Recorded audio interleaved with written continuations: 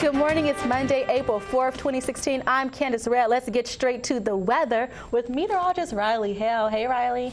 Hello, Candace. How are you? How's the weather? Oh, the weather's great this morning. Nothing to complain about. No? No. Sunny day? Sunny day up ahead, and it's going to be fairly warm out there, too. Actually, it should get close to 80 degrees across the area.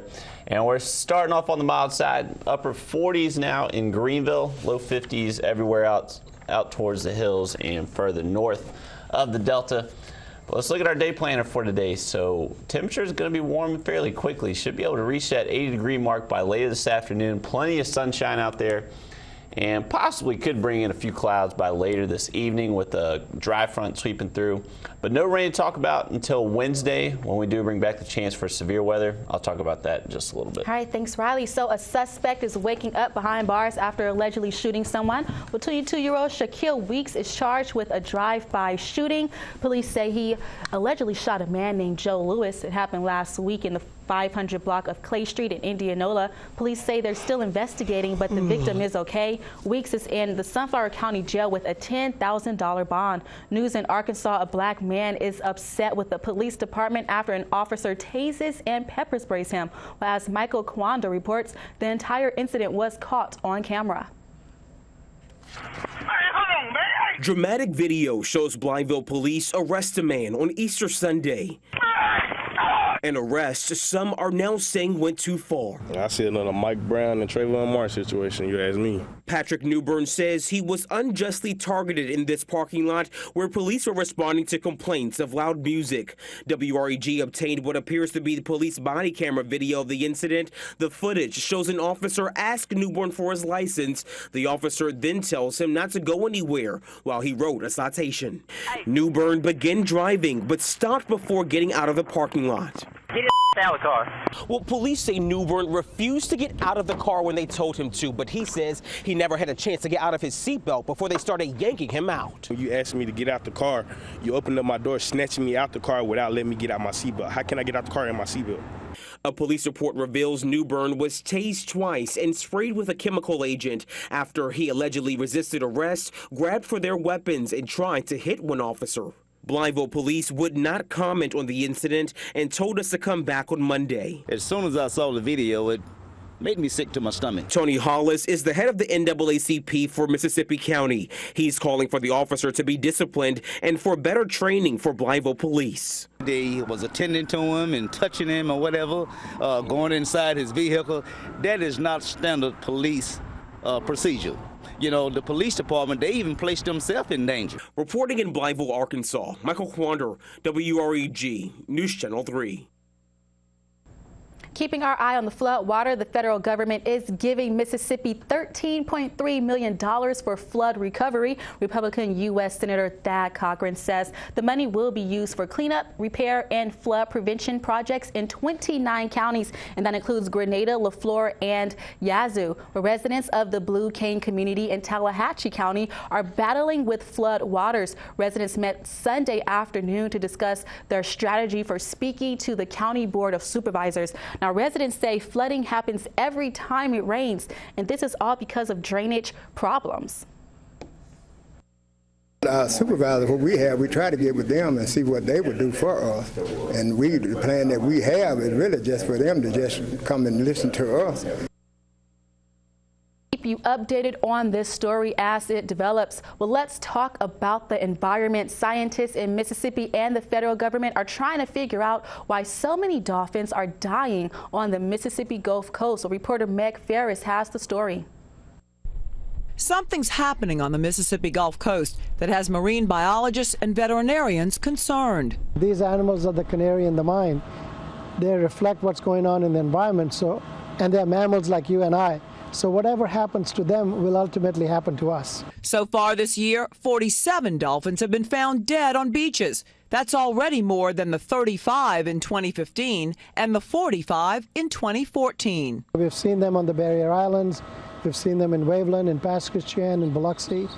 And the concerning thing is this is the beginning of the stranding season. It's especially concerning and unusual that 9 have been newborn calves. The Institute for Marine Mammal Studies in Gulfport is performing necropsies to figure out what's wrong. There's a high suspicion that red tide is to blame, the same thing that closed oyster beds in December. Agricultural fertilizers come down the Mississippi River from up north, get into the Gulf, and cause algae to bloom. That causes toxins in the fish the dolphins eat.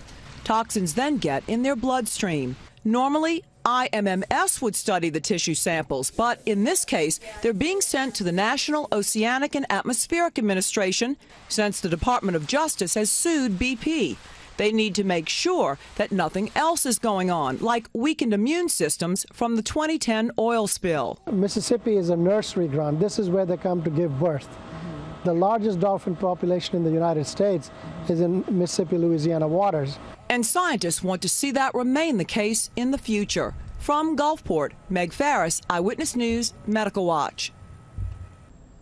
The Shiners Club in Greenville is fighting diabetes. The club held its annual National Diabetes fundraiser Saturday morning. Members collected donations from drivers on the corner of East Reed Road and South Colorado Street. Member Cyrus Van says diabetes is serious and preventable.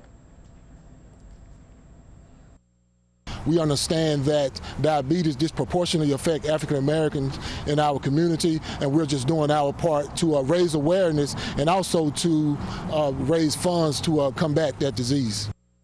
The funds raised will go towards research. In business news, there's a new salon for natural hair lovers. Well, Simply Natural Hair Care Salon is located at 229 North Street in Cleveland. The salon celebrated its grand opening this afternoon. The owner says the salon is happy to provide chemical-free hair services. I want to stop a lot of our young girls from getting perms, and that's one reason I want them to be, embrace their own natural beauty. And a lot of us think we have bad hair. It's not bad hair, it's damaged hair. Well, the salon actually celebrated its grand opening Saturday afternoon, and the salon also services children. And the Greenville Arts Council is celebrating 100 years of E.E. Bass Cultural Arts Center. The celebration was held Saturday evening in the Jake and Frida Stein Hall, where guests enjoy musical entertainment, food, and even an open bar. Well, Mary Catherine Davis is the director, and she says the goal of the fundraiser was to honor everyone who walked through the doors of E.E. Bass since, get this, 1916. And it's all about the First Friday Blues Jam in downtown Hollandale. On the first Friday of each month, bands will perform live music in a series of free concerts. Local blues and jazz musician Roy Schilling is coordinating the event, and John Horton and the Special Occasion Band performed Friday night. It's just about time you leave me alone. There is one thing. The concerts will be held now through September, and residents in Greenville are celebrating Black Love. The celebration was held Saturday morning at Buster Brown Community Center. The purpose of the event was to honor Black married couples. The event featured guest speakers, including a couple married for more than 55 years. Here's one of the event sponsors. High statistics of very negative activity in terms of the types of things that we're becoming involved in. And I just believe that love, even though it sounds very simplistic, is probably one of the best things that we can do. Program ended with a Black Love banquet, and Greenville Public School District is hosting a huge parade where hundreds of students marched in the Parade of Excellence Saturday morning in downtown Greenville. The award-winning Greenville High School Solid Gold March Band, of course, participated. Let's not forget about all of the district cheerleaders, dancers, and choir members. They did such a great job. Greenville Mayor Eric Simmons and several other community leaders also attended. All right, it's time to check out your morning Delta Chat question. Are you afraid of the Zika virus in the state of Mississippi? Why or why not? I definitely am worried, Riley. I'm also worried about West Nile. I'm just a worrier. I don't know what's going on there. But you're not too worried, right? Nah, I mean, I feel like chances are in your favor of not getting it. If only 2 cases have been reported, and those cases were of people traveling. So I think you're all right in Mississippi. Unless you travel outside of the state, then chances go up. Daniel is our latest commenter. He says, no, because I know my Lord and Savior has blessed me with common sense to not be outside in the mosquitoes unless it is completely necessary. And when I am, I will take precautions not to be bitten. Good morning, Delta Daybreak. Good morning, Daniel. Good morning, Daniel. So, it looks like people are kind of getting worried about the Zika. Yeah, I'm worried.